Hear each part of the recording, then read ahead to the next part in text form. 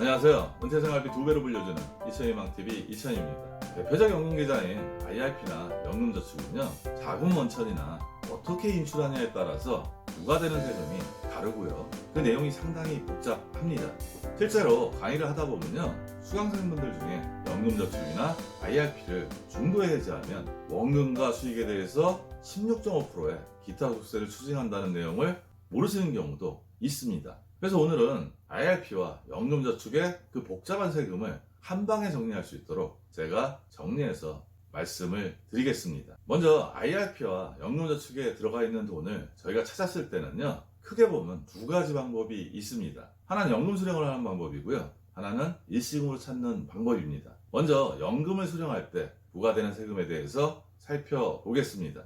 그 자금 원천이 회사 납입금, 즉 법정퇴직금이나 명예퇴직금이나 경영성과금일 때는요, 우리가 연금으로 수령하게 되면 퇴직소득세의 30%에서 40%를 감면을 해줍니다. 10년 이내 연금 수령하면 30%고요. 10년 이상, 즉 11년 차부터는 40%를 감면을 해줍니다. 우리가 개인이 납입한 금액에는요, 세액공제 받은 금액하고 세액공제 받지 않은 금액이 있습니다. 우리가 연간 700만 원까지는 IRP와 연금저축을 합해서 세액공제를 받을 수 있고요. 50대는 현재까지는 올해 말까지 900만 원까지는 세액공제를 받을 수가 있습니다. 하지만 연금저축과 IRP를 합쳐서 최대 납입할 수 있는 한도는요, 연간 1,800만 원이니까 최대 한도를 납입하신 분들한테는 세액공제 받은 금액하고 세액공제 받지 않은 금액이 섞여 있습니다. 이럴 때 세액공제 받은 금액은요, 연금으로 수령할 때 연령별로 5.5%에서 3.3%의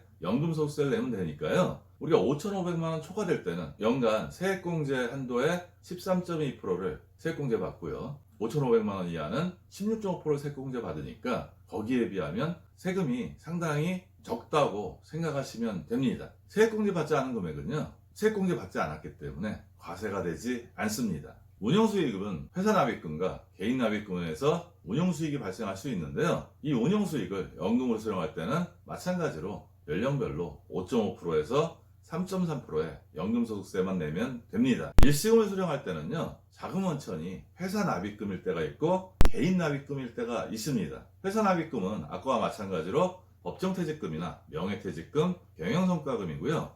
이때는 퇴직소득세 100%를 내야 되니까, 즉 일시금으로 수령하면 퇴직소득세를 감면해주지 않는다는 그런 내용입니다. 운용수익은 퇴직 전 운용수익이 있고요, 퇴직 후 운용수익이 있습니다. 퇴직 전 운용수익은 회사 납입금과 마찬가지로 퇴직소득세 감면 없이 100%를 내야 합니다. 퇴직 후 운용수익은 IRP나 연금저축은 넣은 원금을 가지고 펀드나 ETF나 리츠나 이런 투자상품에 투자해서 수익을 얻을 수 있는데요, 퇴직 후에 얻은 그런 수익에 대해서는 일시금으로 찾을 때는 기타 소득세 16.5%를 납부해야 합니다. 개인 납입금은요, 일단 개인 납입금에는 세제 혜택 받은 금액이 있고 세제 혜택 받지 않은 금액이 있습니다.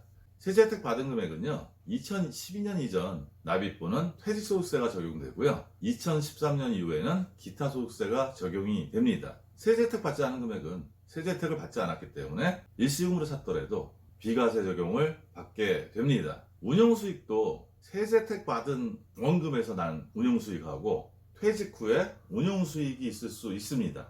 이거는 구분하지 않고요, 둘 다 2012년 이전 납입분은 퇴직소득세를 적용받고요, 2013년 이후는 기타 소득세를 적용받게 됩니다. 기타 소득세는 다시 한번 말씀드리면 원금과 수익에 대해서 16.5%를 과세하는 것을 이야기를 합니다. 연금계좌는 중도인출 사유에 해당되지 않으면요, 세제 혜택 받았던 거를 박탈당한다고 생각하시면 됩니다. IRP 계좌는 중도인출 사유가 상당히 까다롭고요, 연금저축은 언제든지 중도인출은 가능하다고 생각하시면 됩니다. 단 부과되는 세금이 달라진다는 거, 그 점은 유의하셔야 합니다. 먼저 위에 6가지 제가 노란 선으로 친 데 위에 보면요, 6개월 이상 요양의료비, 그다음 개인회생, 파산 선고, 천재지변, 가입자 사망이나 해외 이주, 3개월 이상 요양의료비, 연금사업자의 영업정지, 인가취소, 파산, 이 경우에는요, 연금저축은 중도인출이 가능합니다.